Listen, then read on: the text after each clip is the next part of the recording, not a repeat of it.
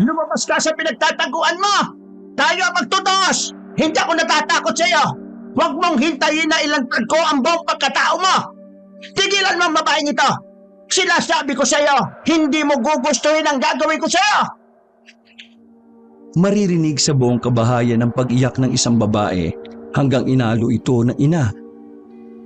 Pinatawag siya para gamutin ang buntis na anak ng isang taga roon. Pagtapak pa lang niya sa bakura ng mga ito, ay batid na niya agad na kampon ng kadiliman ang kanyang kalaban.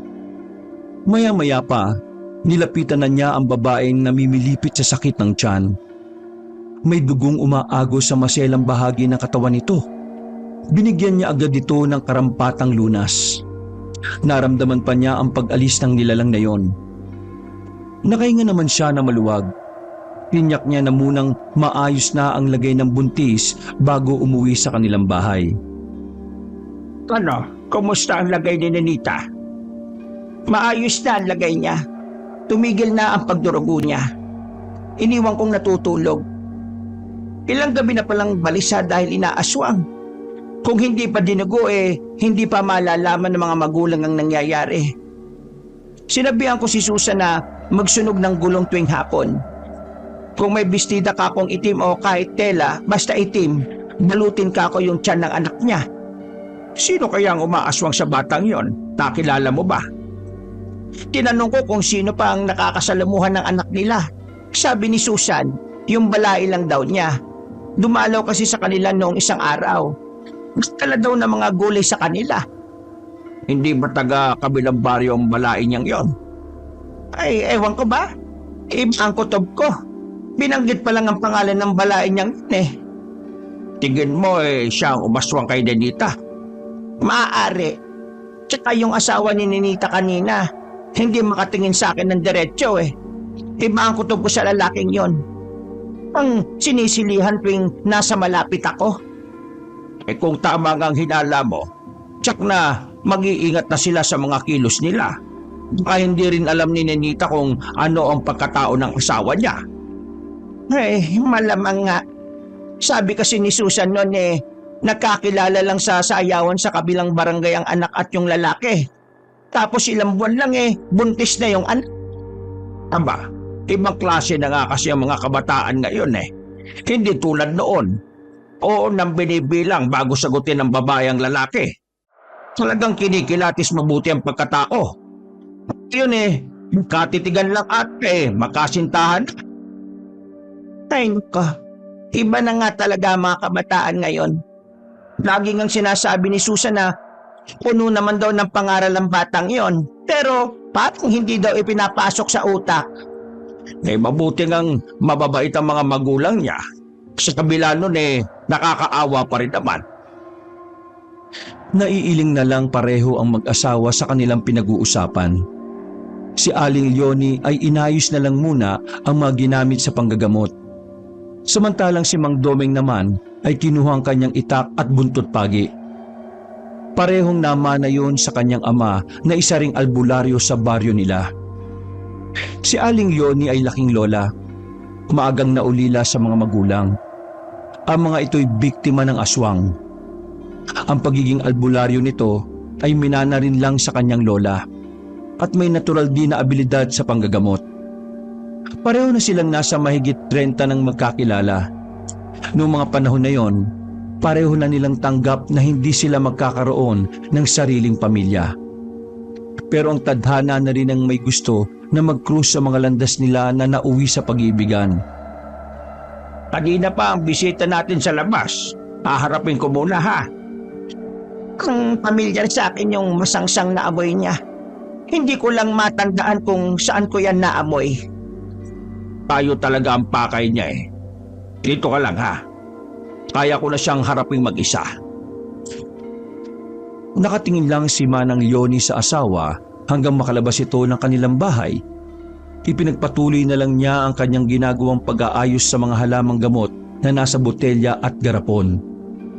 May tiwala naman siya sa asawa na magagawa nitong magapi kung sino mang nasa labas ng kanilang bahay. Ng mga sandaling yon, narinig niya ang ungol na tila nasasaktan. Ganon din ang sunod-sunod na hampas ng latigo. Lumipas ang ilang sandali, pumasok ang asawa na tila walang nangyari. Nakatakas siya, pero nagawa ko siyang sugatan ng malalim. Bukas, magbabahay-bahay ako para malaman kung sino ang aswang na yon. Napansin ko, madalas tayong may bisita dito sa bahay baka umabot na sa kanila yung balita na marami na tayong napapaslang na mga kabaro nila. Isa lang ang nakikita kong dahilan ng parati nilang pagbisita sa atin. Gusto nilang maghigante. Alam mo naman kakayanin nila tayo. Tumanda na tayong nilalabanan ng mga katulad nila.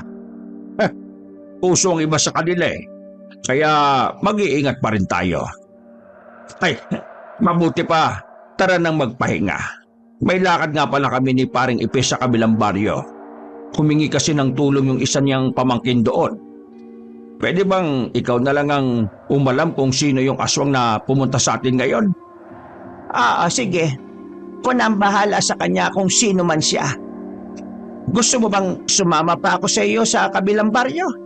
Ay, hindi na. Tsaka mabuti yung may naiiwan dito para kung sakali na merong magpapagamot.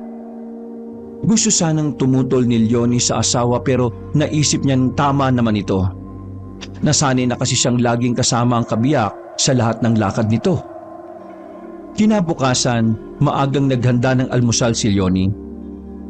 Nagluto rin siya ng babaunin nito sa lakad nito. Mga ilang araw ka kayang mawawala?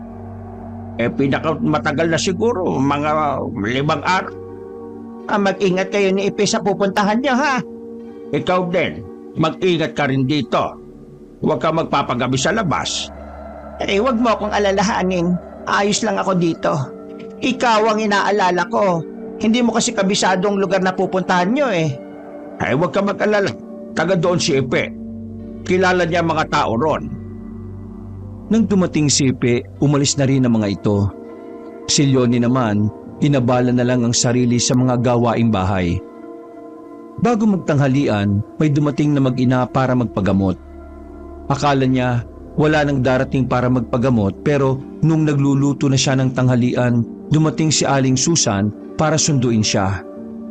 Ayon dito, may sakit ang manugang nito na asawa ng anak na si Ninita. Agad niyang kinuha ang mga maliit na bag na pinaglalagyan ng mga ginagamit niya sa panggagamot at sumama na ito. Pagdating sa bahay ng mga ito, pinapasok agad siya sa silid ng mag-asawa. Nadatnan niya roon ng lalaki na namimilipit sa sakit. Nang hawiin niya ang kumot na tumatakip rito, humantad sa kanya ang mga malalim na hiwa nito sa dibdib. Biglang kumuyom ang kanyang mga kamao, sabay ng paglabas muli sa silid na yon. Nagtataka naman ang mga tingin na mag-ina sa kanya. Pasensya ka na, Susan, pero wala akong magagawa para gamutin ang manugang mo. Dapat siguro tawagin niyo ang nanay niya para sa kanya itanong kung paano pagagalingin ang sugat ng isang aswang. Napaamang naman sa kanya si Susan at si Ninita. Bakas sa mga ito ang pagtataka. Hindi na niya hinintay na sumagot pa ang mga ito. Mabilis na rin siyang umalis ng bahay na yon. Hinahapunan, nabalitaan niyang namatay na ang lalaki. Kinuha rin ng pamilya nito ang katawan at inuwi sa baryo ng mga ito. Nang araw ding yon, dumalaw sa kanya si Susan. Wala di umano itong kaalam-alam na aswang ang kanyang manugang. Kaya daw pala malimit itong nawawala sa gabi. Yung pala nangangaswang.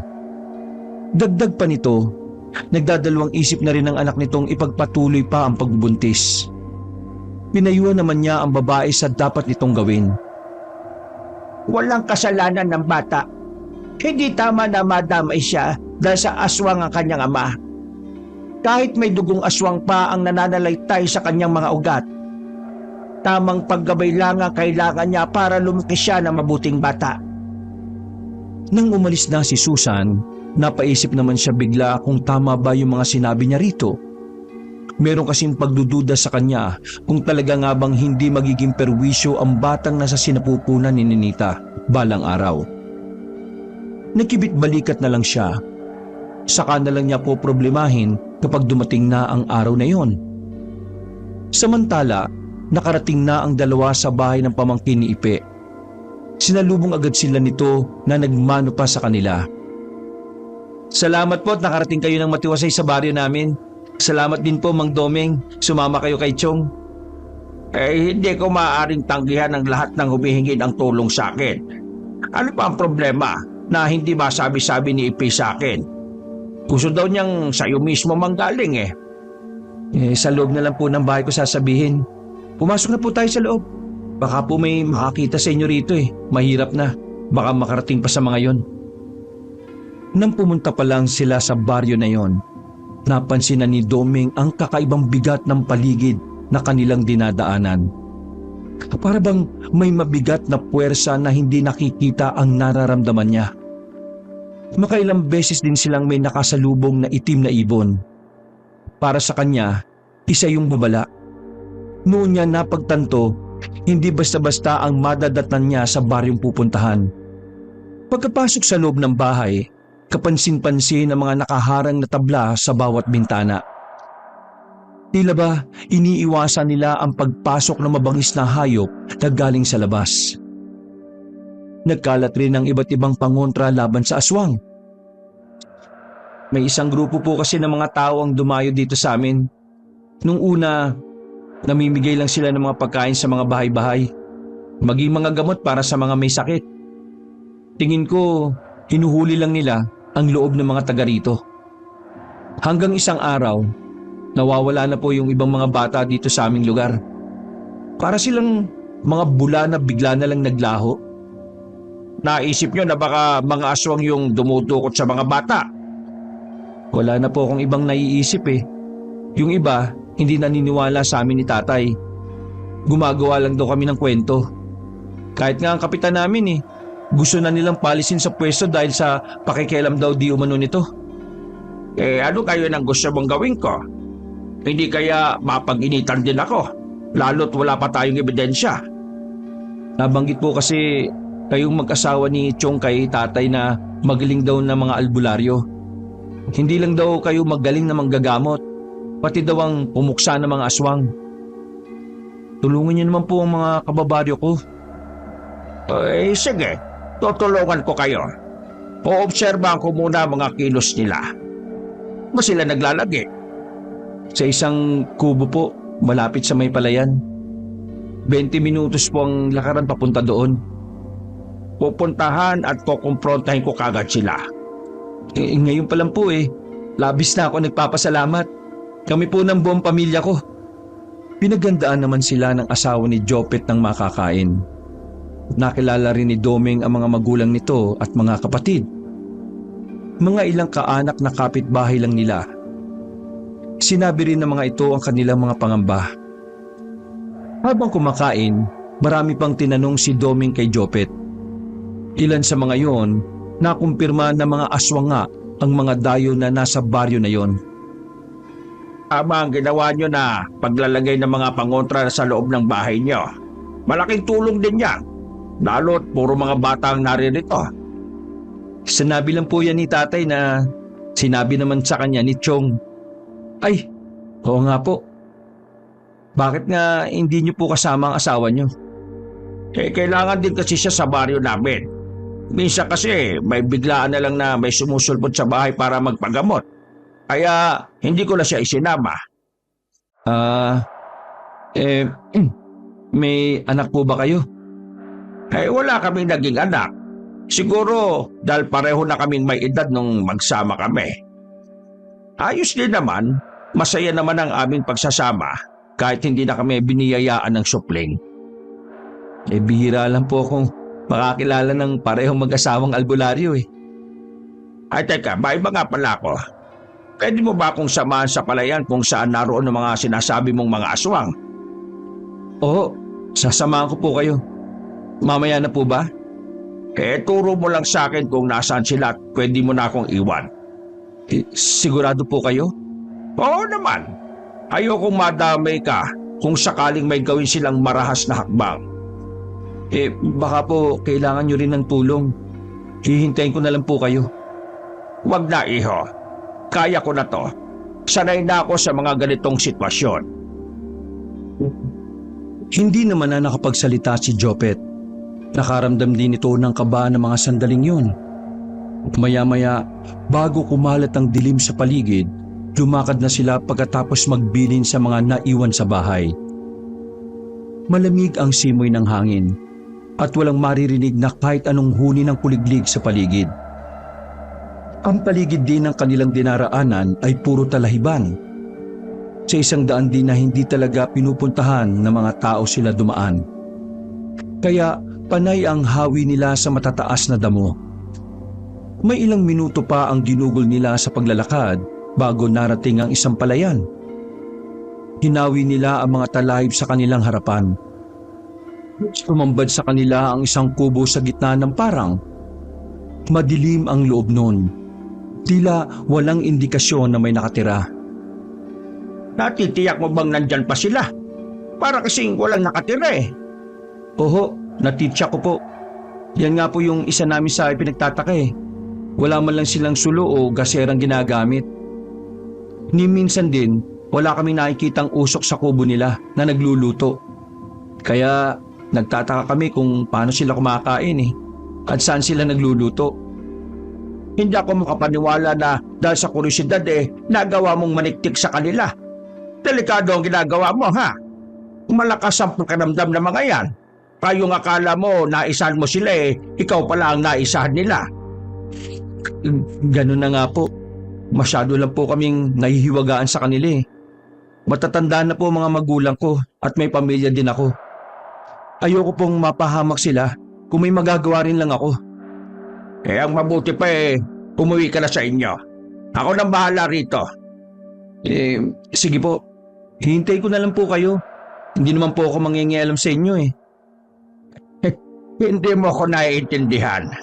Ayoko mapahamak ka. Kaya iwan mo na ako. Sige na. Huwag na sanang matigas ang ulo mo. Alalahanin mo, may pamilya ka. Sigurado po ba kayong kaya nyo na? Pan, sige na, buwi ka na. Aandap-andap naman ang kalooban ni Jopet na humakbang paatras. Ayaw sana niyang iwan ito pero alam niyang magiging sagaba lang siya doon. Nang mapag-isa, humakbang papalapit sa may kubo si Domeng. Wala pa rin siyang naririnig na anumang kaluskos sa paligid. Hanggang sa tuluyan na siyang lumapit sa mismong harapan ng kubo. Wala rin siyang naamoy na masangsang na amoy na laging nakadikit sa isang aswang kapag nariyan lang sila sa paligid. Biglang bumilis ang tibok ng puso niya. Bigla rin siyang bumalik sa pinanggalingan. Naabutan pa niya si Jopet na nagulat sa bigla niyang pagsulpot. Oh, Mang Domeng, bakit to kayo bumalik? Isa itong patibong. Kailangan natin bumalik sa bahay ninyo. Huh? Bakit niyo po nasabi yan? Pamaya ka na magtanong. Sana mabilis ang daan pauwi sa inyo. Dito po, tara, sumunod po kayo sa akin. Nauna nang naglakad si Jopet. Sa ibang direksyon sila dumaan. Mas masukal nga lang sa kanilang dinadaanan. Nagkasugat-sugat na rin ang mga mukha nila at katawan dahil sa mga dawang na dinadaanan nila. Kulang na lang din ay lumipat sila para makauwi na agad sa bahay. Lumipas ang nakakainip na sandali. Dumating din sila sa bahay. Ngunit ganun na lang ang panghihilakbot nila sa nadatnan. Butas ang ilang bahagi ng dingding ng bahay. Lumabas pa ang isang dambuhalang aso na may mapupulang mga mata. Kagat-kagat nito sa leeg ang nag-iisang anak ni Jopet. Kumahagulgol ng iyak ang lalaki habang sinisigaw nito ang pangalan ng anak. Limaw ka! Nung ginuhay mo sa... Patayin kita! Lalapit sa kanya! Jump! Hindi na napigilan ni Doming ang lalaki sa pagsugod nito sa aswang. Inilabas naman niya ang kanyang buntot pagi. Bago pa niya madaluhan si Jopet, isang aswang ang biglang dumamba sa kanya na naging dahilan para matumba siya sa lupa. Nagpambuno sila nito hanggang makakuha siya ng tiyempo. Makailang ulit niya itong hinampas ng hawak na buntot pagi. Nang samang tatakbo ito, hinugot niya ang punyal na nakasiksik sa bewang at saka inihagis rito. Sapul ito sa batok. Agad niyang nilapitan si Jopet na tumilapon sa malayo. Jopet! Ayos ka lang! Kaya mong bumangon! Sakit ng likod ko. Parang nabalian yata ako. Yung pamilya ko. Yung anak ko. Kung ang bahala sa kanya, dadalhin lang kita sa ligtas na lugar. Walang kahirap-hirap na binuhat niya ito. Dumadaing din ito sa sakit ng katawan. Sa likod ng punong mangga, iniwan niya ito roon. Inilagay pa niya sa kamay nito ang kanyang punyal bago bumalik sa bahay. May 3 uri pa ng aswang ang kanyang nakaharap. Sabay-sabay na umatake ang mga ito. Nagawa siyang masugatan sa likod at braso. Sa kabila ng lakas at bangis na ipinamalas ng mga ito, nagawa pa rin niyang talunin ang mga yon sa huli. Nagawa niyang ipulupot ang kanyang buntot pagi sa leeg ng isa sa kanila bago yun hinila na naging dahilan para mapugutan ng ulo ang kasama nila. Gumulong pa ang ulo nito sa pagitan ng mga paa ng mga kasama. Nagkatinginan pa ang mga ito. Bago umangil na malakas, sabay na sumugod ang mga ito sa kanya. Pero nakahanda na si Domeng. Habang ang isa ay ginamitan niya ng buntod pagi, ang isa naman ay inundayan niya ng taga sa tiyan hanggang lumabas ang mga laman loob nito. Ang ilan sa mga kasamahan ng mga ito nahintakutan sa nasaksihan. Hindi nila inaasahan na may ordinaryong tao ang magagawa silang kalabanin. Nag-anyong mga hayop ang ilan sa kanila at saka tumakas. Hindi na tinangka ni Domeng na habulin ang mga yon. Naitukod pa niya ang kanang kamay nang maramdaman ang kanyang pagbagsak. Ilang sandali pa, pumasok siya sa loob ng bahay. Tumambad sa kanya ang nakakarimarim na tanawin. Nagkalat ang dugo at ibang parte ng katawan at mga laman loob sa paligid. Nakarinig siya ng mga ungol. Malapit sa may kusina. Naroon si Ipe na may hawak pang gulok sa kamay. Sa likod nito, ang 2 matanda. Marahil pinoprotektahan nito ang mga ito. Puno ng sugat ang katawan nito at may malalim na sugat sa bandang dibdib. Gagamutin kita, pare. Huwag ka na munang kumilos. Kukunin ko lang ang gamit ko sa panggagamot. Tanging magtsuhin lang ang nakaligtas ng gabing yon. Labis ang paghinigpis ng 2 sa nangyari sa buong pamilya nila. Sa burol ng pamilya, nagwala si Jopet nang makitang papunta ang mga kapitbahay. Anong ginagawa niyo rito?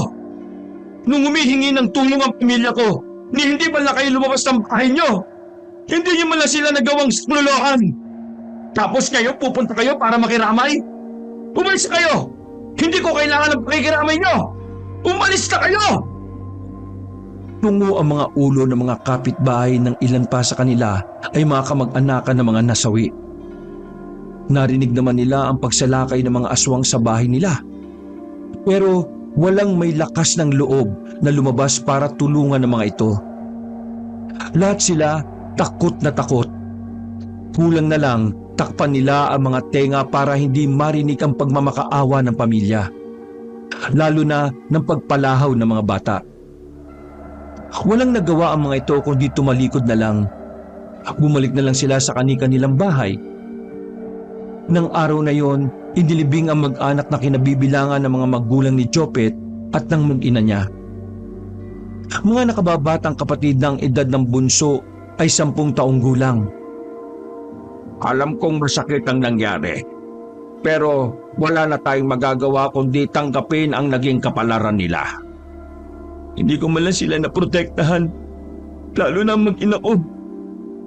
Wala akong kwenta. Mahina. Walang silbi. Sana kasama na lang nila akong namatay. Ano pang silbi ng buhay ko kung wala na sila?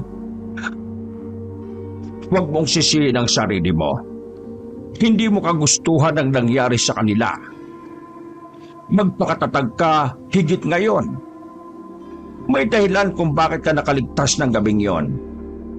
Nakaligtas ako para habang buhay magdusa sa pagkawala ng buong pamilya ko. Yun na lang ang magiging papel ko sa mundong ito. Hindi mo kailangang madaliin ang paghilom ng sugat sa puso mo. Hayaan mong panahon ang gumawa noon. Hindi umimik si Jopet. Napahagulgol lang ito ng malakas. Niyakap pa nito ang krus na kahoy kung saan nakahimlay ang kanyang mag-ina. Hinayaan na lamang ni Doming ang lalaki na magluksa sa harapan ng mga puntod na mga mahal nito sa buhay. Kinausap naman niya si Ipe na iniinda pa rin ang mga sugat na natamo nito. Hindi pa rin makakilos na maayos ang lalaki. Nagpaiwan na lang ito sa bahay. Sobrang naawa ko kay Jopet. Baka kung ano na ang gawin niya. Nagtataka lang ako kung bakit sumugod sila dito. Paano nila nalaman na papunta kami sa kubo sa palayan? Yun din ang ipinagtataka ko. Kalating oras pa lang kayong nakakaalis naramdaman ko na ang malakas na kalabog sa taas ng bubungan. Ang mga nakaririnding kalmot sa dingding ng bahay. Nagtataka ako kung paano sila nakapasok. Nang tingnan ko mga pangontra, wala mga yon sa bintana at pinto. Hindi ko alam kung sinong nagtanggal. Napabilis na mga pangyayari. Yung mga bata agad ang pinunterian nila. Wala akong magawa. Sobrang lalakas nila. Akala ko nga'y katapusan ko na rin. Isang himala na nakaligtas ako. Pero bakit kaya ang bahay lang na to ang sinalakay nila? Bakit hindi ang ibang kabahayan? Hindi ko alam. Hindi kaya alam nila na ang tanging mga nakatira dito ang mga naniniwala sa kanila? Posible rin. Baka alam rin nila na nandito ako. Naramdaman nila ang presensya ko. Kung hindi kaya ako pumunta rito sasalakay kaya sila sa bahay na ito. Wala kang kasalanan. Kaya ka nga nandito para tumulong. Ayos lang ba kung maiwan muna kita rito? Bakit? Saan ka pupunta? Sa kubo sa may palayan. Hindi na ako nakapaghintay na muli silang makaharap. Gusto ko na silang pagbayarin sa mga ginawa nila. Nag-iingat ka. Tsak na inaabangan ka na rin nila. Nabalik rin ko kaagad. Hintay mo na si Jopet. Baka pauwi na rin yon. Sinabihan ko rin siya na huwag siyang magpapagabi sa labas. Bago umalis, tiniyak muna ni Doming na ligtas ang kaibigan kung sakaling hindi agad siya makabalik. Nilagyan niya rin ng mga pangontra ang buong bahay. Tiniyak niyang hindi yung basta-basta matatanggal. Habang nasa bukuran nga, isang kawayan na pinatulis ang ibinaon niya ng kalahati sa lupa. Maya-maya umalis na siya.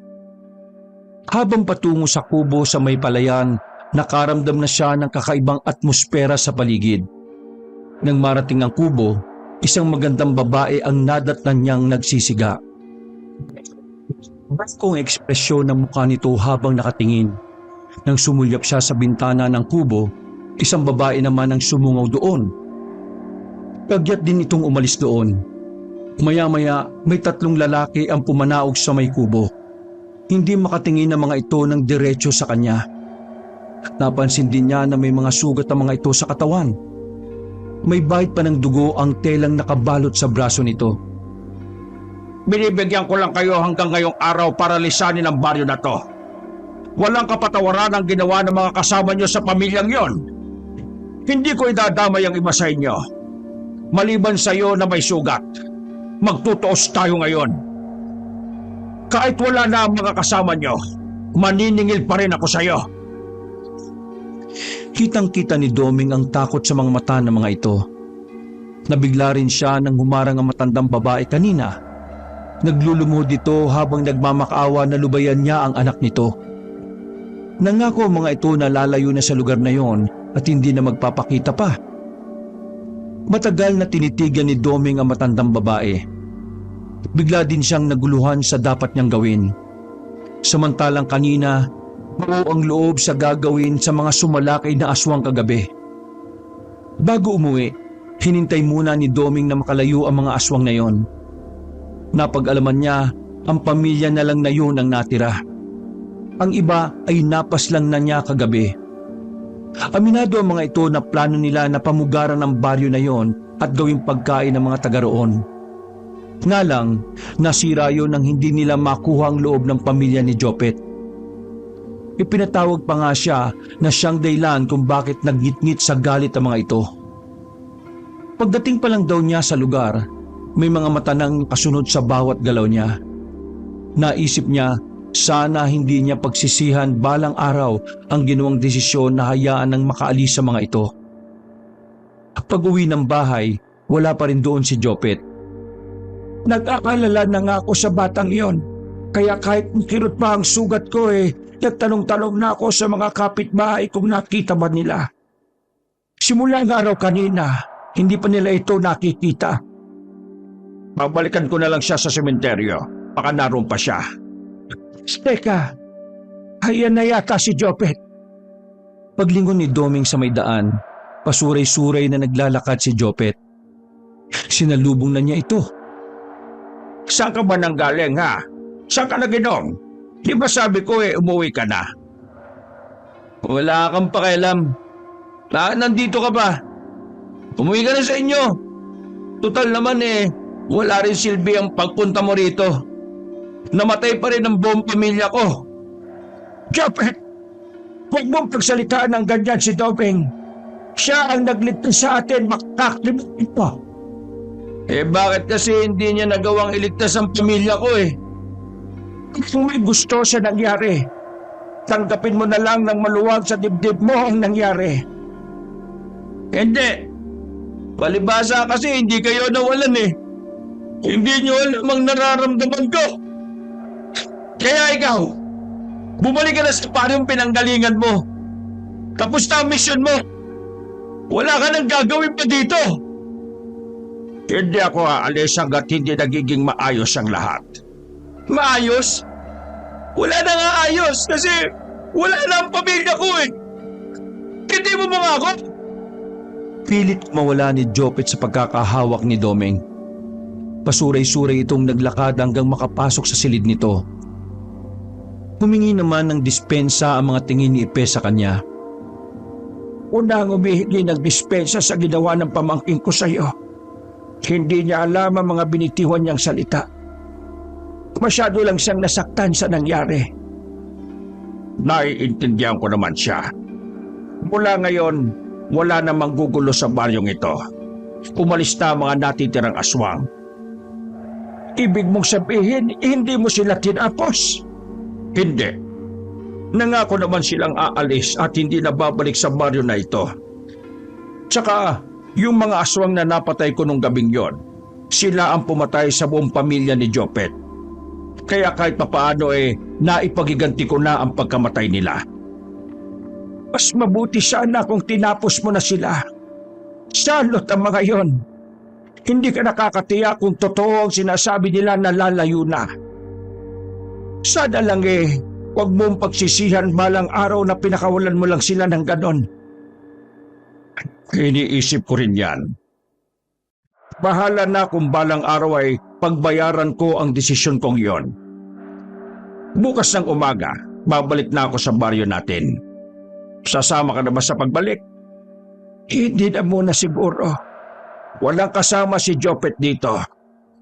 Kahit pa sabihin mong puro kamag-anak ang nasa paligid alam ko naman na wala silang pakialam. Ikaw na lang din ang bahalang magpaliwanag sa asawa at anak ko sa nangyari dito. Kinabukasan, nilisan na ni Doming ang baryo. Kay Ipe lang siya nakapagpaalam dahil tulog pa ng mga oras na yon si Jopet. Dumaan muna siya sa bahay ni Ipe para sabihin sa asawa nito ang nangyari. Labis naman nabigla ang ginang at anak nito. Nag-alala rin ng mga ito sa kaligtasan ng lalaki. Sinabi na lang niya na wala ng aswang sa baryo na yon kaya hindi na kailangan mag-alala pa kay Ipe. Nang makauwi naman ng kanilang bahay, masaya siyang sinalubong ng asawang si Leonie. Buti naman nakauwi ka na. Halos 1 linggo kang nawala. Nag-aalala na nga ako Konti na lang talaga gusto na kitang sundan sa baryong pinuntahan mo. Ay, kung alam mo lang ang nangyari. Hindi ba naging maayos ang pagpunta mo doon? Muling bumuntong hininga si Doming. Inakbayan pa nito ang asawa habang papasok sila ng bahay nila. Kinuwento niya ang buong pangyayari hanggang sa naging desisyon niya na hayaan na lang na makalayo ang mga aswang na yon. Ano? Hinayaan mo lang ng ganun lang. Halos ubusin nila ang isang pamilya. Tapos hinayaan mo lang. Ano ka ba naman, Doming? Yung mga napatay ko naman yun talaga ang may kagagawan sa pagkamatay ng pamilya ni Jopet. Kita! Sabihin pa rin nila yon. Kung bumalik sila, kung balikan ka, sige nga, hindi ka ba nag-iisip, ha? Traitor ng mga yon. Hindi mo sila pwedeng asahan na tutupad sa napagkasundan ninyo. Akong harapin ng konsekwensya ng ginawa ko. Paano kung ibang tao ang balikan nila? Kung ibang tao ang bayad? Huwag ka nga mag-isip ng ganyan. Posibilidad lang yung sinasabi ko. Ikaw talaga, ang lambot kasi ng puso mo minsan Dapat nilulugar mo rin. Tama ka. Mali ako. Dapat tinapos ko na lang sila. Pasensya na hindi ako nag-isip talaga nung oras na yon. Ipanalangin na lang sana natin na wala nang masamang mangyari sa baryo na yon. Hindi na nakipagtalo pa si Doming sa asawa para hindi na humaba ang usapan. Labis naman siyang nakonsensya sa nagawa. Lumipas ang 1 linggo. Nabalitaan ni Doming na umuwi sa baryo nila ang kaibigang si Ipe. Kaya agad niya tong pinuntahan sa bahay nito. Buti nakauwi ka na dito sa atin. Oo. Hindi naman ako pwedeng magtagal doon at nandito ang pamilya ko. Kumusta na pala si Jopet? Unti-unti na rin niyang natatanggap ang nangyari. May pagkakataon pa rin na nagpapakululong sa alak. Tuluyan na rin hindi niya kinausap ang mga tao doon. Gusto ko nga siyang isama rito pero tumanggi. Mas gusto raw niya na doon para lagi niyang binibisita ang pamilya niya sa sementeryo. Nung nandun ka ba, wala ka bang napansin na kakaiba? Wala naman. Simula nang umalis ang mga aswang na yon sa baryo, tumahimik na doon. Kaya lang, sinanay na rin ng mga tao na maagang magkulong sa loob ng kanilang bahay. Alam mo ang totoo niyan, binabagabag pa rin ako ng konsensya ko dahil sa ginawa ko. Tapos na yon. Baka nga tama naman yung ginawa mo na hayaan na lang sila. Kung tutuusin, katulad lang din natin sila. May karapatan din naman silang mabuhay. Tama ka dyan, pre. Mabuti naman naiintindihan mo na ako. Hindi katulad ni Leonie na galit sa akin nung malaman ang ginawa ko. Mas matigas kasi ang puso noon kaysa sa iyo Sinabi mo pa. Nalaman ko nga yung ginawa niya doon sa asawa ni Nenita. Hindi niya talaga ginawa. Nabanggit nga yan ng asawa ko. Napansin ko lang para yatang nag-uumpisa na namang dumami ang mga aswang ngayon. Iba ang kutob ko sa nangyayari. Napansin ko nga rin yan Pinagmamasdan ko nga tuwing gabi ang buwan sa langit. Wala naman ako nakikitang pagbabago. Baka sadyang dumadami na lang sila ngayon. Mabuti na nga lang, dito sa baryo na to kayo nakarating mag-asawa. Hindi na natatakot ang mga residente dito. Tahimik naman ang baryo natin, maliban sa nangyari kay Ninita. Oo nga pala, ayos na ba mga sugat mo? Oo, tuyo na nga ang iba Itong malapit na lang sa puso ko ang medyo masakit pa rin kapag nabibigla ako ng kilos. Mabisa talaga yung mga halamang gamot mo. Mabuti naman at magaling na mga sugat mo. O paano? Uwi na muna ako. Gusto lang kitang kumustahin. Kapag magaling na ako pwede na tayong tumagay ng alak. Meron ako diyang lambanog. Sige ba? Kapag talagang magaling ka na. Nang makauwi sa kanila, wala pa ang asawa. Nagpaalam itong meron lang gagamutin na bata. Naisipan niya munang mag-orasyon sa paligid ng bahay nila. Pantaboy din sa masasamang elemento na umaali-aligid sa paligid. Nang matapos, balak na sana niyang umuwi sa loob ng bahay nang mapukaw ang atensyon niya ng isang itim na ibon na nakadapo sa sanga ng puno. Batid niyang isa yung babala sa kanila. Maya-maya, lumipad na yun palayo. Nawaglit na rin sa isip niya ang tungkol sa ibon nang marinig ang pagdating ng asawa. Dinulutan niya ito ng isang tasa ng kape. Kumusta yung batang ginamot mo? Ayos naman siya. Sa tingin ko, hindi naman siya tinatao gaya ng sabi ng mga magulang. Ano pala ang nangyari sa bata? Ay, sa tagal ko nang nanggagamot. Ngayon lang ako nakaengkwentro ng ganito. Alam mo yung bata? Parang nakikita niya ang mangyayari sa hinaharap. Kanina nga hinawakan niya ang kamay ko. Sinabi niya, kailangan nating mag-ingat dahil marami daw ang gusto tayong pabagsakin. Natukoy pa nga niya na isa ka ring albularyo. Talaga? Kung ganun espesyal pala ang batang yon. Kinausap ko na nga lang ang bata na ingatan ang abilidad niyang iyon. Hindi lahat kako naiintindihan ng kakaiba niyang kakayahan. Sinabi ba niya na maaring manganib ang buhay natin pagdating ng araw? Hindi niya yon sinabi. Basta mag-iingat daw tayo. Alam mo ba kanina, meron akong nakita na itim na ibon. Batid mo naman na kapag nagpapakita sa akin ang ibon na yun isa yung babala. Sa tingin mo, may kinalaman kaya ang naglipa ng aswang? Siguro, sila lang naman ang madalas nating makaharap kumpara sa ibang mga elemento. Noong gabing yon, parehong tamilmil sa pagkain ang mag-asawa. Pareho kasi nilang iniisip ang mangyayari sa kanila sa mga susunod na araw. Hanggang sa paghiga ay pareho pa ring mulat ang kanilang mga mata. Iniisip mo ba yung tungkol sa mga sinabi ng bata? Oo. Nakakaramdam ka rin ba ng pagod? Oo naman. Hindi na tayo bumabata Pakiramdam ko nga kung hindi dito sa tangan kong mutya, matagal na akong nakabaon sa lupa. Ito na lang ang nagpapalakas sa akin. Nagtataka lang naman ako kung kailan naman kasi tayo umidad na ng ganito. Siyang sigasig naman ng mga aswang na maglipa na. Hanggang magkasama tayo, hindi nila tayo matatalo. Iisa ang lakas at kapangyarihan natin. Alam ko naman na sa bawat isa tayo humuhugot ng lakas. Huwag na muna nating alalahanin ang mga bagay na hindi pa nangyayari. Matulog na tayo. Sige na. Natulog ang mag-asawa na may ngiti sa mga labi. Sa paglipas kasi ng panahon, hindi pa rin kumukupas ang damdamin ng bawat isa. Kinabukasan, ganun pa rin ang gawain ng mag-asawa. Abala pa rin sila sa panggagamot sa mga taong pumupunta sa kanila. Isang gabi, habang nililigpit ni Doming ang kanyang mga gamit sa panggagamot, isang panauhi nang biglang dumating sa kanilang bahay. Jopet, anong ginagawa mo dito? Pumiso ka muna. Ito nga pala ang asawa kong si Leonie. Magandang gabi po sa inyo.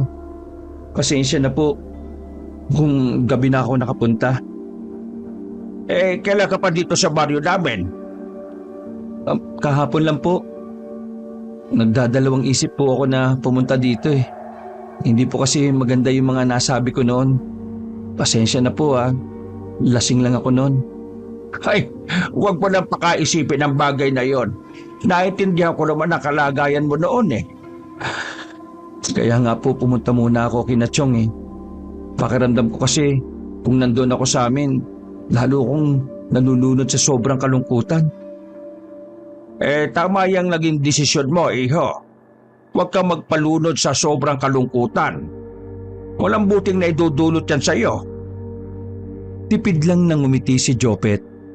Hindi na rin ito nagtagal pa sa kanilang bahay. Yun lang daw ang sadya nito sa kanila. Kita pa rin sa mukha nito ang pagdadalamhati at pangungulila. Napansin din ni Doming ang mabilis na pagbagsak ng katawan nito. Ang bata pa niya para mawalan ng mag-ina. Sinabi mo pa, buong pamilya niya ang nawala sa kanya sa isang iglap. Alam ko mahirap ang pinagdaraanan niya. Pero nakikita ko sa aura niya na matatag siya. Kayang lampasan ng kalungkutan na umaalipin sa kanya ngayon. Yun din ang palagay ko. Panahon na nga lang talaga ang kapagsasabi. Nang gabing yun, nakaiga na sila sa papag. Nakaramdam ng pagkaalinsangan ng mag-asawa. Kakaibang init ng panahon ng kanilang nararanasan ng mga sandaling yon. Hindi na nakatiis na hindi bumangon si Domeng. Kinuha niya ang kanyang buntot pagi na nakasabit sa may dingding. Si Leonie naman ay bumangon rin at kinuha niya ang garapon ng asin at nagsaboy sa lahat ng sulok ng bahay nila. Sinundan pa niya ng tingin ng asawa na galit na pumanaog sa kanilang bahay. Lumabas ka! Ako ang harapin mo! Huwag ka magtakos dilim! Naamoy ko ang masangsampang amoy kaya hindi ka maaaring makapagtago sa akin! Sa likod ng bahay nila, lumabas ang isang mabalahibong nilalang. Nanlilisik ang mga mata nito sa pagkakatitig sa kanya. Nararamdaman ni Doming ang matinding galit sa mga mata nito. Nang sumugod yun sa kanya, agad niyang iwinasiwas ang hawak na buntot pagi nito. Parang napapasong nagkikisay ang aswang sa lupa. Pero pilit itong bumabangon at muling sumugod kay Domeng. Makailang beses niya itong hinataw hanggang sa hindi na gumagalaw. At nang lalapitan niya ito, nang biglang nagpalit ng anyo ito. Naging pusang itim ito at tumakbo palayo. Akmang hahabulin niya ito nang pigilan siya ni Leonie. Hayaan mo na siya. Kilala ko kung sino siya. Alam ko kung saan siya makikita. Kilala mo? Sino ba siya? Ang kalain ni Susan.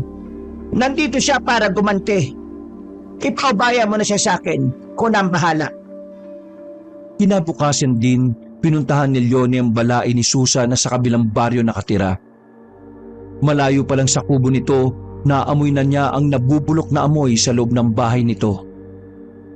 Isang hakbang na lang ang layo niya sa kubo nang biglang lumabas sa matandang babae. Matalimang titig nito sa kanya habang nakakuyom ang kamao. Nandito ko para makipag-usap ng mahinahon sa iyo. Kung hindi mo kami titigilan, hindi lang yan ang aabutin mo sa amin. Alam mong wala kang laban. Pangkaraniwan ka lang na aswang. Hindi mo taglay ang lakas ng iba mong kauri. Hindi naman nakahuma ang matandang babae. Lingid rito, gumawa ng guhit si Leonie sa lupa. Hindi yung basta guhit lang. May kasama yung orasyon na oras na tumapak ito sa labas ng guhit, mamamatay ito. Nang tumalikod, may gumuhit ng ngiti sa kanyang mga labi. Nang mga sumunod na araw, wala na silang balita rito. Sang hapong yon, sinundo si Leonie ni Susan. Manganganak na raw ang anak nito na si Nenita.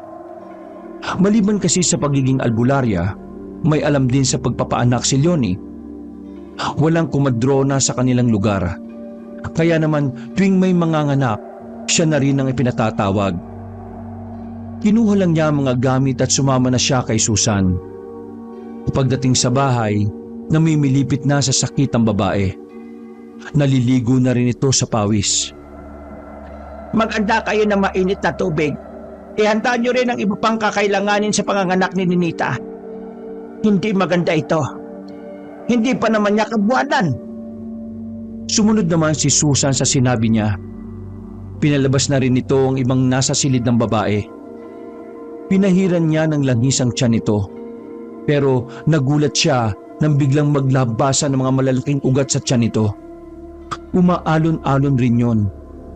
Naglaho na rin ang luha at sipon ni Ninita dahil sa walang tigil nito sa pag-iyak. Ilang oras din bago nito nailabas ang sanggol sa sinapupunan nito. Ngunit kasabay ng pagpalaho ng sanggol ay ang pagpanaw ni Ninita. Halos mabaliw-baliw si Susan habang yakap ang wala ng buhay na anak. Iniisa sa pamilya, wala man lang pumansin sa sanggol na binalot niya muna ng tela. Kinausap ni Susan si Leonie na dalhin ng sanggol at bahala na siya kung ano ang gagawin dito. Nang malaman daw niyang aswang ang ama ng sanggol na yon, plano na daw nilang itapon yon. lalo na ngayong wala na si Ninita. Tunyo rin ang sanggol na ito. Tugon nyo pa rin. Hindi nyo magagawang basta na lang ipatapon ang sanggol na ito. Matalim lang na tinitigan ni Susan ang sanggol na patuloy sa pagpalahaw. Tila nararamdaman ito na wala na ang kanyang ina at hindi siya tanggap sa pamilyang yon. Sa huli, walang nagawa si Leonie kundi ang dalhin ng sanggol pagdating sa bahay. Nagulat pa si Domeng sa kanyang dala. Agad niyang ipinaliwanag ang mga pangyayari. Ang sama naman nila. Bakit kailangan nilang idamay ang bata? Hindi matanggap ang sanggol na to dahil aswang ang ama. Kahit pa, inosente ang bata na yan. Hindi pa niya alam ang mangyayari. Hindi niya ginusto na mabuhay sa mundong ito. Ay, wala na tayo magagawa pa. Nandito na ito. Anong gagawin natin sa sanggol na ito? Hindi ko naman maatim na gawin ang ipinag-uutos ni Susan. Hindi naman siya pwedeng mamalagi sa atin. Hanapan kaya natin ang pamilyang kukupkup sa kanya. Pero wag mo sanang kakalimutan na may dugong aswang ang batang ito. Ano kung dumating yung panahon na siyempre ipapaampun natin siya sa kakilala natin. Yung makikita natin ang paglaki niya. Tayo ang magiging gabay niya para hindi siya maligaw ng landas. Pero kanino naman? May kakilala ka bang pwedeng umampun sa batang ito? Sa ngayon wala pa. Pero may isang tao akong naiisip. Pansamantala munang inalagaan ng mag-asawa ang sanggol hanggat hindi pa sila nakakahanap ng maaaring mag-alaga. Isang umagang yon, habang karga ni Leonie ang sanggol at pinapatulog nang dumating si Jopet. Baka sa mukha nito ang gulat na may makitang sanggol sa bahay nila. Kanino po yung sanggol na yan? Apo niyo po ba? Hindi. Ano kasi, ang totoo niyan, maagang naulila ang sanggol na ito. Naghahanap nga kami ng bagong pamilyang kukupkup sa kanya eh. Alam mo naman na matanda na kami pareho ni Domeng. Hindi na namin kaya mag-alaga ng ganitong sanggol. Ganun po ba? Pwede po ba patingin ng sanggol? Ano ka naman? Lalaki ang sanggol na ito. 1 linggo pa lang siya sa amin. Sobrang liit niya. Kawawa naman pala siya, no? Maagang naulila. Pareho pala kami ng naging kapalaran. Baka gusto mong ampunin. Po? Papaampon niyo po sa akin? Sigurado po kayo? Oo naman. Tingin ko sa iyo kapapalaki mo ang batang to na maayos. Pareho kasi ang naging kapalaran nyo ng sanggol na ito eh. Kung wala pong maghahabol gusto ko pong ampunin ng sanggol na yan. Ay huwag ka mag-alala. Wala ng pamilya ang sanggol na ito. Iyong-iyo na siya. Naku, maraming salamat po. Huwag po kayo mag-alala. Mamahalin at aalagaan ko ang sanggol na to na parang tunay kong anak. Baka sa mukha ni Jopet ang saya ng mga sandaling yon. Hiniliheli pa niya ang sanggol na nasa kanyang braso. Nagkatinginan naman ng mag-asawa bago ibinalik ang tingin kay Jopet at sa sanggol. Nang araw na yon, inuwi na ni Jopet ang sanggol na anak ni Ninita. Walang kamalay-malay ang lalaki na may dugong aswang ang bata na siyang labis niyang kinasusuklaman. Sa isip niya, balang araw matutulungan siya ng sanggol na yon na maipagiganti ang buong pamilya. Nag-aalala ako sa sanggol. Tama kaya na kay Jopet natin ibinigay? Alam natin na kinasusuklaman niya ang mga aswang. Paano kung malaman niya na may dugong aswang ang nananalaytay sa ugat ng sanggol na yon?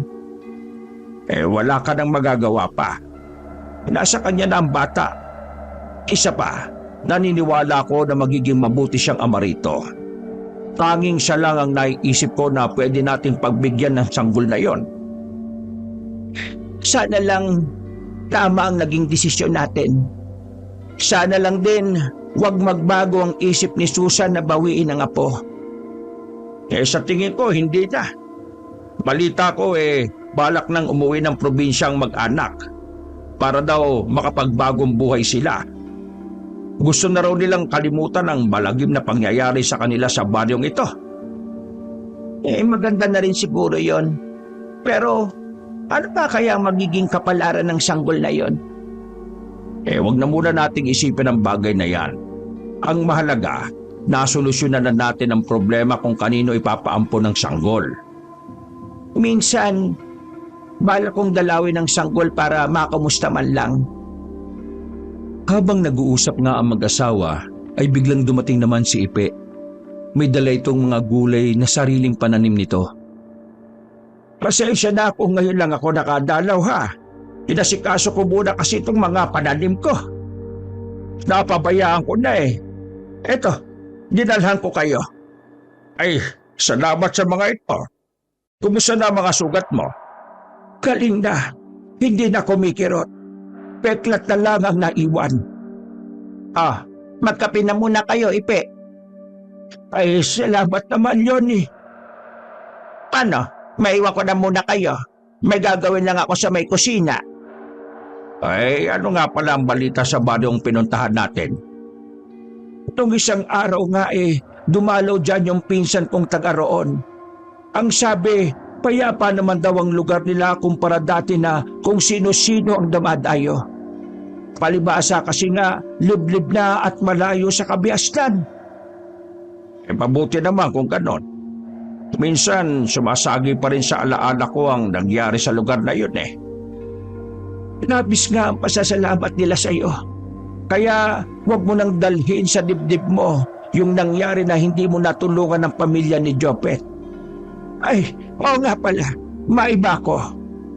Lalaki kasing yon, nagpagawa ng kubo sa tabi ng bahay ko. Sabi nga dito na nga daw siya titira sa baryo natin. Kanina pagkakita ko may karga-kargang sangkol. Sa inyo daw galing. Totoo ba yun? Oo. Hulila na yung sanggol na yon. Namatay sa panganganak ang nanay. Ayaw naman alagaan ng pamilya ng babae. Kaya ibinigay na lang niya kay Leone. Bahala na daw ang asawa ko sa gusto nitong gawin sa sanggol. Alam mo naman na pareho na kaming matanda ng asawa ko. Hindi na namin yun maaalagaan. Kaya naisip ko na baka gusto ni Jopet ampunin. Para kahit paano maibsan ang pangungulila niya sa pamilyang nawala. Matanong ko lang.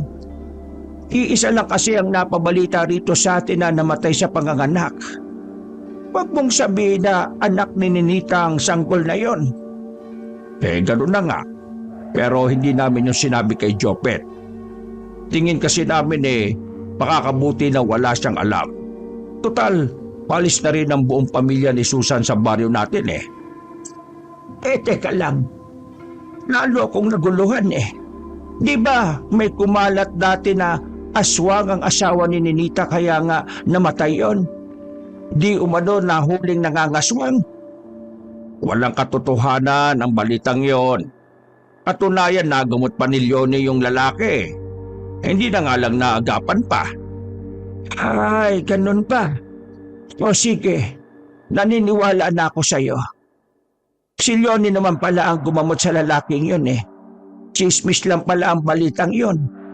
Pero bakit ayaw alagaan ni Susan ng sanggol? Abay, kunya yun Hindi ko na kasi alam kung ano ang dahilan niya. Siguro dahil alaala ng sanggol na yun ang pagkamatay ng pinakamamahal na anak. Nahirapan kasing ipanganak yun ni Ninita dapat ngay alagaan pa nila yun dahil yun na lang ang alaala ni Ninita. Ay, hindi ko saklaw ang pag-iisip nila. Kahit tama tayo, kung yun naman ang gusto nila wala tayong magagawa pa. Ang importante may bago ng pamilya ang sanggol. Tingin ko nga ang sanggol na yun ang magpapabago kay Jopet. Buti nga para matigil na ang paglalasing niya gabi-gabi.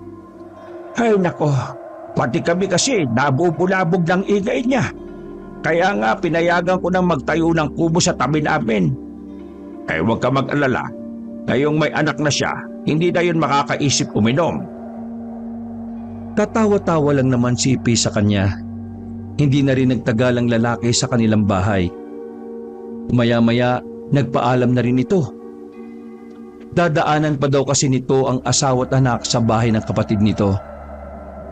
Tinanaw na lamang niya ang lalaki habang naglalakad palayo.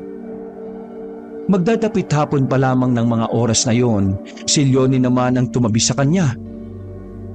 Narinig ko yung naging usapan nyo. Hindi nga tayo nagkamali na kay Jopet ibigay ang sanggol na yon. Sana nga. Malalaman natin yan paglaki ng bata. Hindi pa rin maalis sa isip ko yung pagkatao ng sanggol na yun eh. Ay nako, huwag mo nang isipin yan. Ay, tignan mo. Ang dami palang gulay na dinala ni Ipe. Dadalawa lang naman tayo eh. Maubos kaya natin to. Oo naman.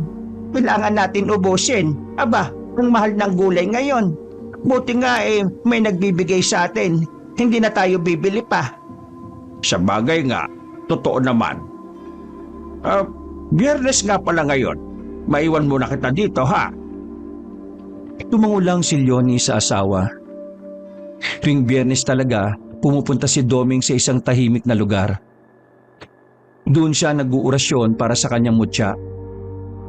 Inabala na lamang ni Leonie ang sarili sa pagluluto ng kanilang makakain. Habang hinuhugasan ng mga gulay na bigay ni Ipe, nang bigla siyang matigilan. Ramdam niya kasi na may nilalang na hindi nila kauri ang nasa paligid. Hinugot niya ang karit na nasa dingding at saka lumabas ng bahay. Naroon ang isang lalaki.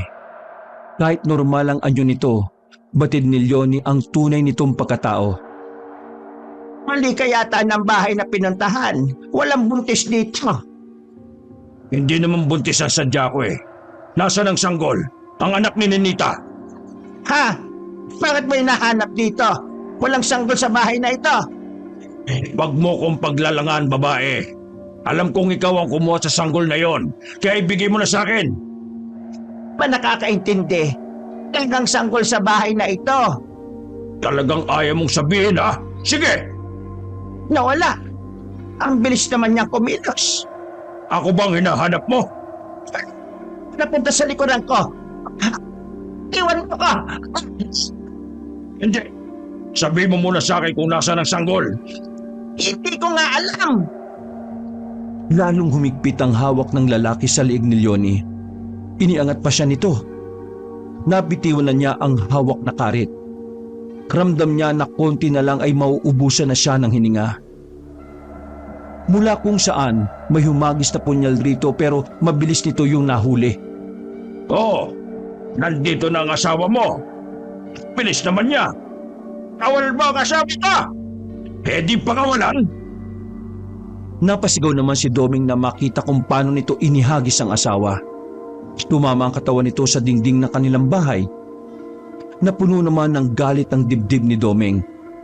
Matalim niyang tinitigan ng lalaki na nakangisi pa sa kanya. Sino ka ba? Ano kailangan mo sa akin? Kailangan ko ang sanggol ni Ninita. Ibigay niyo sa akin. Ano? Hindi ko alam ang sinasabi mo. Huwag ka na magmangmaangan pa. Kasawa mo ang nagpaanak kay Ninita. Ibigay niyo sa akin ang sanggol. Hindi niyo naman siya kauri. Sinabi ko nang hindi ko alam ang sinasabi mo. Matigas kayo mag-asawa, ha? Sa harapan ni Doming nagpalit ng anyo ang lalaki.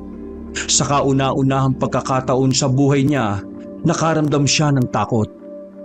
Ang nasa harapan niya kasi ang isa sa pinakamalakas na uri ng aswang. Tinitigan niya ito mula sa napakaputi at mahabang buhok, maskuladong pangangatawan at maitim na kulay ng balahibo. Ayon sa sinasabi ng ama niya noon, hindi lang malakas at maliksi itong kumilos. Kinatatakutan din di umano ito ng kapwa aswang dahil hindi lang laman ng tao ang kinakain nito kundi maski kapwa aswang. Isa kang bulan! Sa itsura mo, mukhang ngayon ka lang nakatagpo ng katulad ko. Alam ko na mo sa sanggol kaya mo hinahanap. Gusto mong kainin ang inosyenteng sanggol na yon. Alam kong kumakain ka ng kapwa mo aswang. Alam mo naman pala kung gusto niyo pang mabuhay, ilabas niyo na ang sanggol. Kahit halugugin mo pa ang buong bahay namin, walang sanggol rito. Isang nakakalokong tawa ang pinakawalan nito bago tumingin ng matalim sa kanya. Si Leonie naman, nang makabawi, Kinuha ang buntot pagi ng asawa at inihagis nito sa kanya. Hindi na hinintay ni Doming na unang sumugod ang kalaban. Siya na ang unang gumawa ng hakbang. Makailang ulit niya itong inasinta at hinataw pero mabilis nitong nailagan ng mga pag-atake niya. Habol ang hininga na huminto muna si Doming. Sa kanya hinawakan ng kwintas sa kanyang leeg. Umusal siya ng mahinang dasal. Tsaka siya muling umatake sa kalaban. Nagawa niya itong tamaan sa bandang braso. Pumiksi lang ito. Tila hindi man lang nasaktan sa ginawa niya. Si Leonie naman, kinuha ang karit na nalaglag sa lupa. Habang abala ang dalawa, pinahiran niya yun ng katas ng kalamansi at saka yun ibinigay sa asawa. Ginamit din yun ni Doming panangga sa kalaban. Pagdaiti pa lang ng balat nito sa karit, tila napapaso itong umatras. Umangil ito ng malakas bago mabilis na umatake muli. Handa na si Doming sa gagawin nito. Kaya bago pa ito makalapit ng tuluyan, makailang beses na niya itong hinato ng buntot pagi at saka tinaga. Sa pagkamangha nila, buhay pa rin ito pero nangihina na. Iniwanan sila nito ng matalim na tingin bago nawala sa dilim. Manghahabulin ito ni Doming nang pigilan siya ng asawa. Hayaan ko na lang siya. Tsak namang babalik siya dito. Saka natin siya paghandaan. Kailangan natin balaan si Jopet. Huwag ka mag-alala.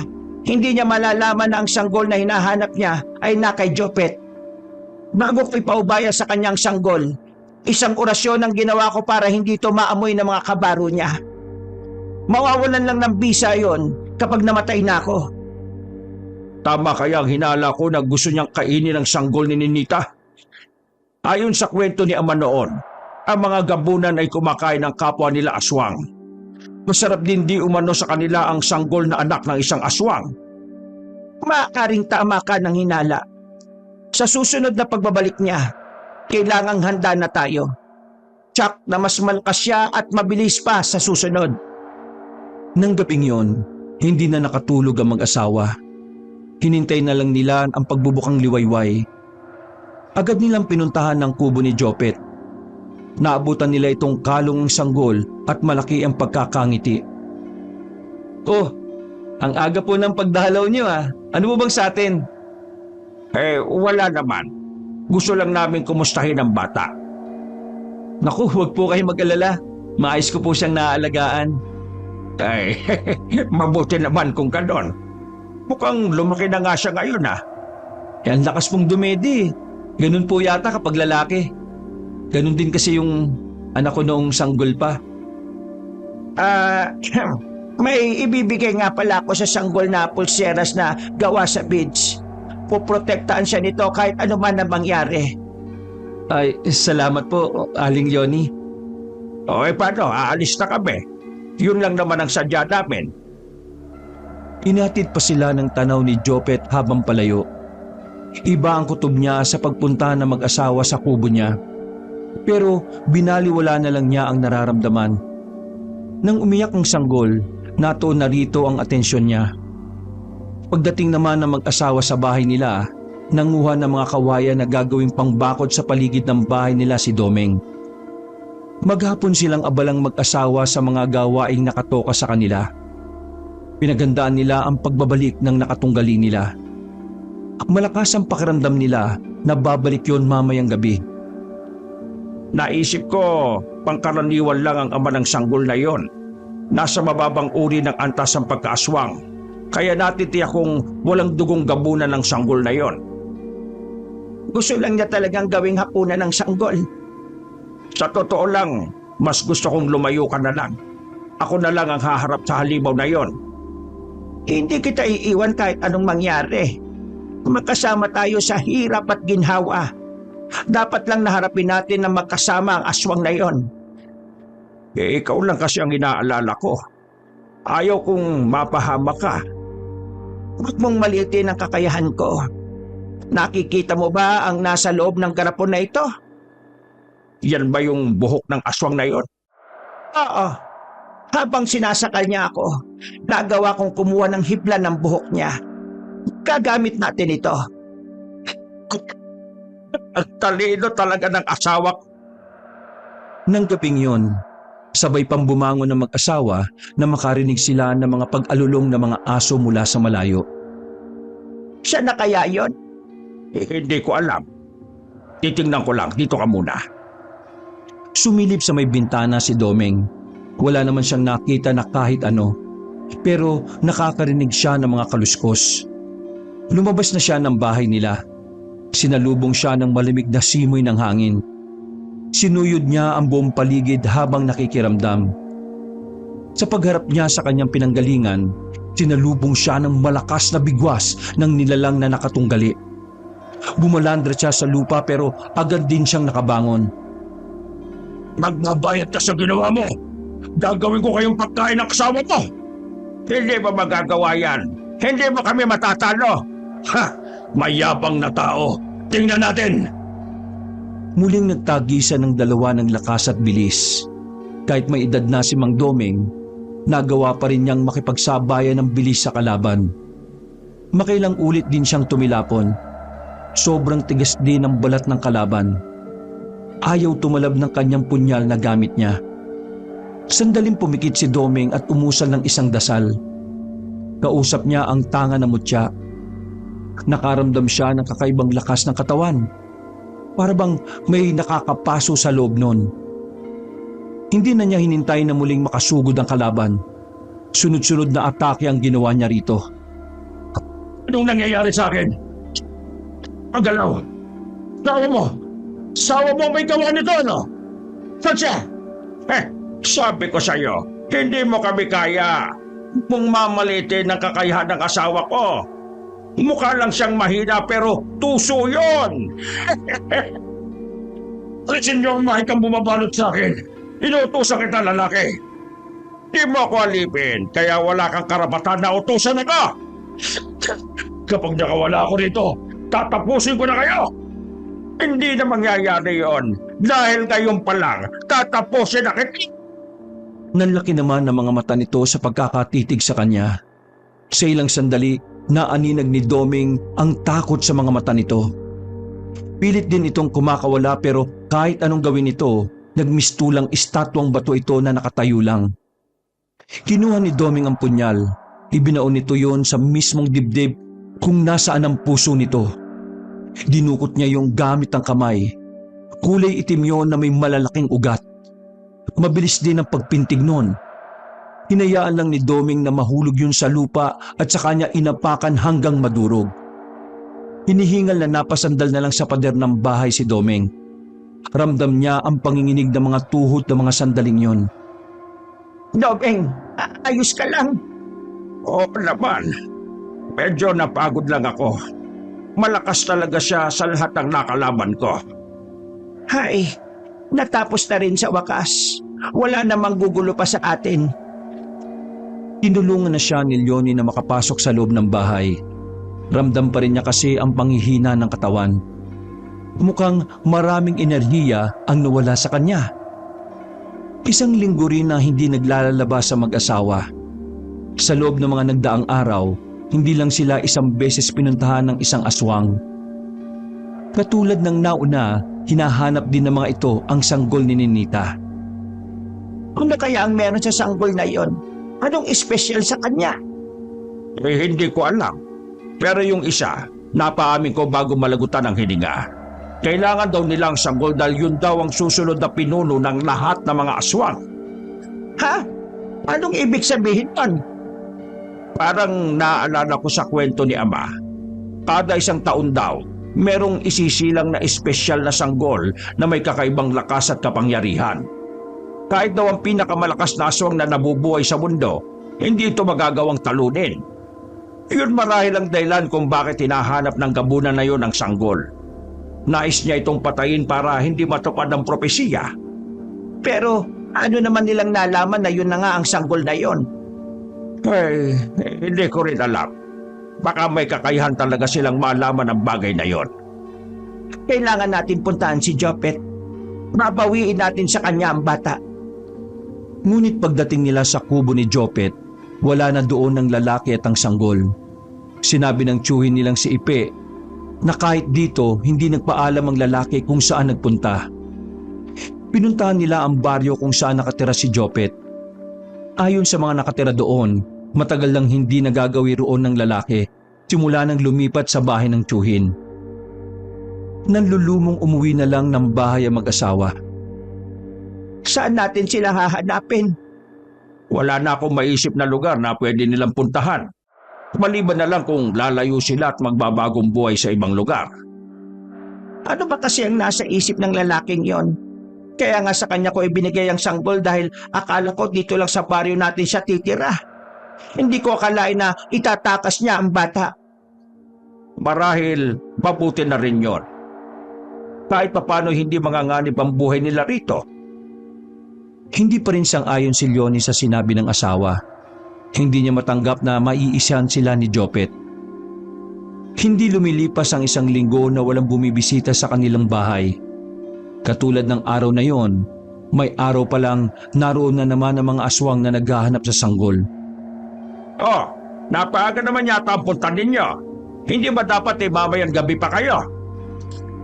Nagkatitigan naman ng tatlo. Bago sumingasim na sumugod kay Domeng. May mga uri talaga ng aswang na kahit araw ay may kakayahang magpalit ng anyo at umatake sa mga tao. Naabutan ni Leonie ang asawa na ibinabaon sa lupa ang 3 katawan ng aswang. Hindi talaga nila tayo titigilan. Mapupuno na ng kanilang mga katawan ang bukuran natin. Mas gusto ko na rin to. Kesa naman ang mga inosenteng tao ang atakihin nila. Naisip ko na umalis lang tayo dito. Magkalayo-layo para hindi na nila tayo masundan pa. Saan naman tayo pupunta kung sakali? Umuwi na lang tayo sa isla namin. Makakapanggamot pa rin naman tayo doon. Maraming uri ng halamang gamot ang doon lang tumutubo. Isa pa, wala ka na namang kamag-anak na nasa baryong ito. Kahit pa paano doon naroon pa ang iba kong kamag-anak. Sige, hayaan mo. Pag-iisipan ko. Kailangan mo pang pag-isipan. Kumipigil sa'yo. Gusto ko kasi sanang dito na tumanda at mamatay sa baryong ito. Kung saan nakalibing ang mga magulang at lolo ko. Iniisip ko lang naman ang kaligtasan natin. Sabi mo nga, matatanda na tayo. Hindi habang buhay kaya natin makipagsabayan sa lakas ng mga kalaban natin. Nakakaramdam na rin ako ng pagkahapo.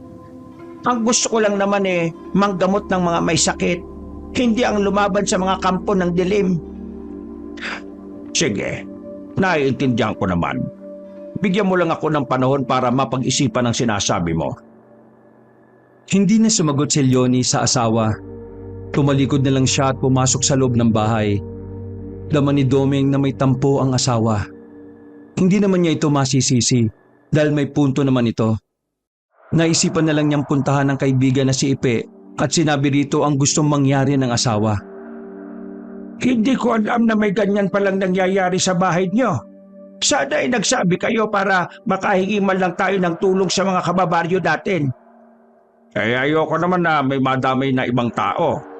Kami lang naman ang sadya nila Kung sakali na umalis kayo sa baryo na ito, mawawalan kami ng magagaling na albularyo. Isa pa, hindi kaya kami ang baligan ng mga aswang na yon? Isa rin yan sa iniisip ko kapag umalis kami. Ka naman pwedeng paliwanagan mo si Leonie na huwag nang umalis sa baryong ito. Kamo kami. Wala naman kaming ibang inaasahan kundi kayo lang na mag-asawa. Hindi naman kaming iwan sa ere. Sige, huwag ka mag-alala. Ipapaalam ko sa iyo kung ano man ang magiging pasya ko para makapaghanda ka na rin. Nang makauwi ng bahay, hindi naabutan ni Domeng ang asawa. Hinintay pa niya ito. Ngunit nang maggagabi na, hindi niya maiwasan ang kabahan. Hindi pa kasi nangyayari na inabot ng dilim sa labas ang asawa. Maliban na lang kung merong manganganak. Ang bilis din ng tibok ng puso niya ng mga oras na yon. Agad niyang kinuha ang buntot pagi at punyal. Lumabas siya ng bahay at binaybay ang makipot na daan palabas sa lugar na yon. Ngunit hindi pa man siya nakakalayo, may humarang na sa kanyang dinaraanan.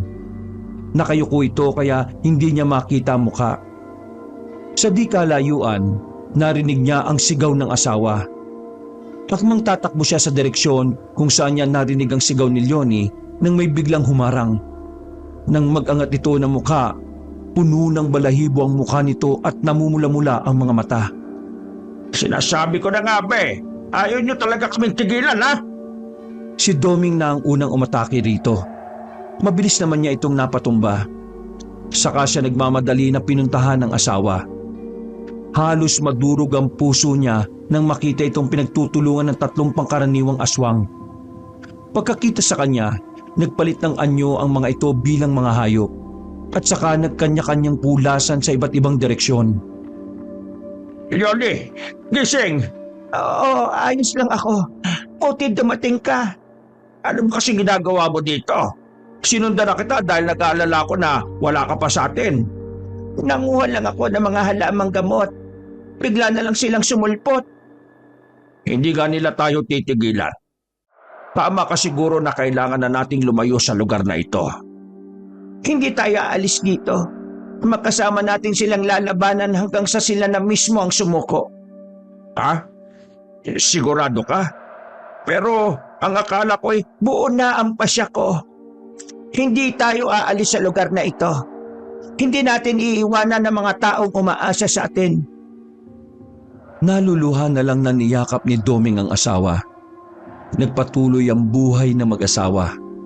Nang gagamot sa umaga at sa gabi ay hinaharap ang mga aswang na nais na sila'y mabura sa mundong ibabaw. Sa hirap at ginhawa, lagi pa rin silang magkasama. Kagaya ng sumpaan nila noong sila ay ikasal at magkasama. Wakas.